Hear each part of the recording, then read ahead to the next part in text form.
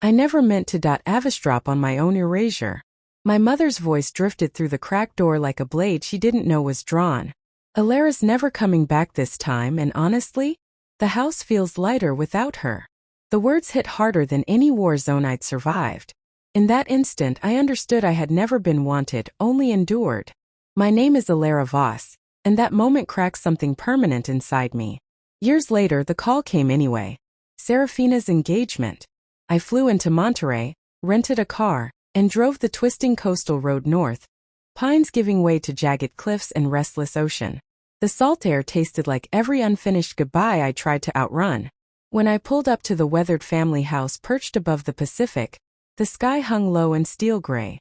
My mother greeted me with a brief hug that dissolved almost before it began. Serafina offered a polished smile that never reached her eyes.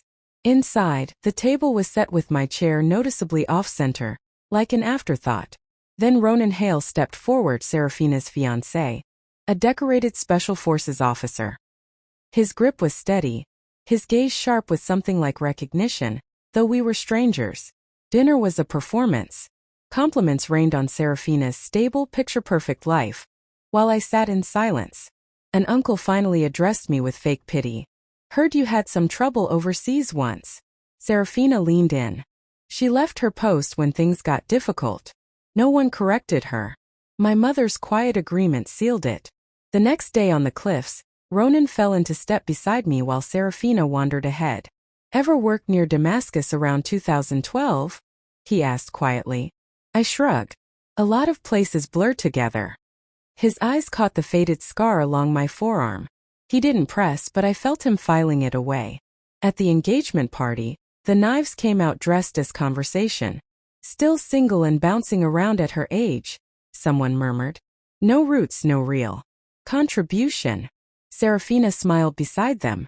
My mother added softly, standing right next to me, "She could have had stability if she'd just chosen better." The room hummed with agreement. I was seconds from slipping away when Ronan set his glass down. The sharp click silenced half the chatter.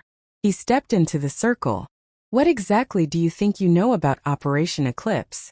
His voice carried quiet command. The man who had spoken faltered. "Her family said." Ronan cut him off. "I was there." He turned to the room. "Most of you have never heard the real story. Eclipse was collapsing. Evac orders went out. One coordinator stayed behind in the chaos, rerouting rescue teams, pulling wounded men from rubble herself, holding the entire extraction together while injured.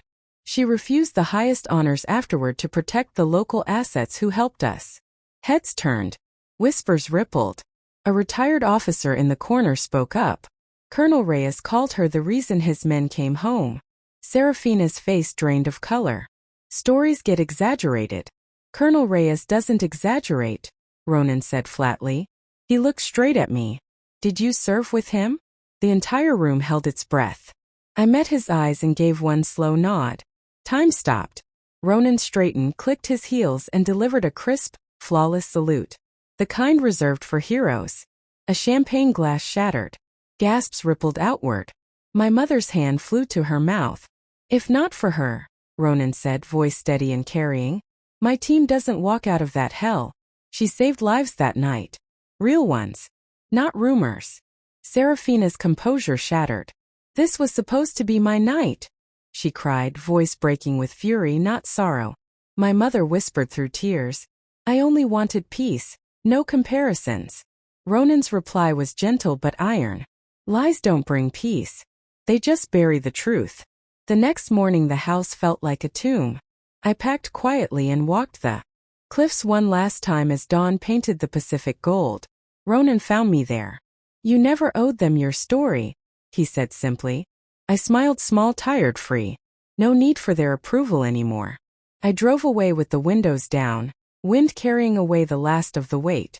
The family I'd tried so hard to belong to had never truly seen me. But for the first time someone had. And that was enough. Freedom wasn't loud. It was the quiet road ahead, chosen on my own terms.